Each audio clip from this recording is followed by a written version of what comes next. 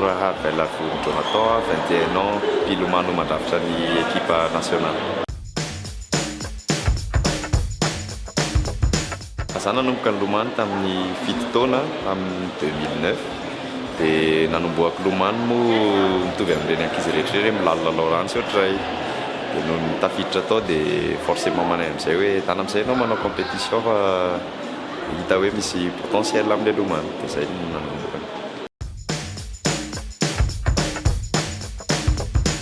Nanomboako ny équipe nationale tamin'ny hoe tafiditra sélectionné équipe nationale nanomboka 2018 mandraky ny androany.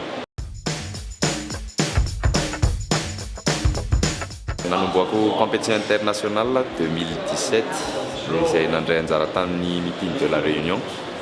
Dia nanomboka 2019 no nandray anjara championnat du monde. Dia nanomboka 2019 zay isa taona nandray anjara championnat du monde foana. Dia tamin'ny heritaona zao nisy championnat tany Thaïlande izay nahazoko médaille anaky 7. Dia tamin'ity taona ity championnat Thaïlande bassin 50 nahazoko médaille 2, médaille d'or ray dia médaille argent ray. Izy moa zany natation tsisy miracle fa ny secret an'io dia mikotrana foana.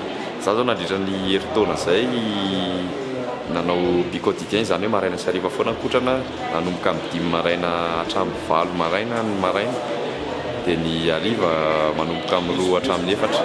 Izay nandritra ny heritaona ohatray foana.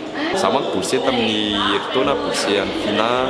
Dia tamin'ny tany Thaïlande zay nisy nutritionniste nanaraka mihitsy manaraka hoe ahoana ny sakafonareo manara-dalàna sa ahoana.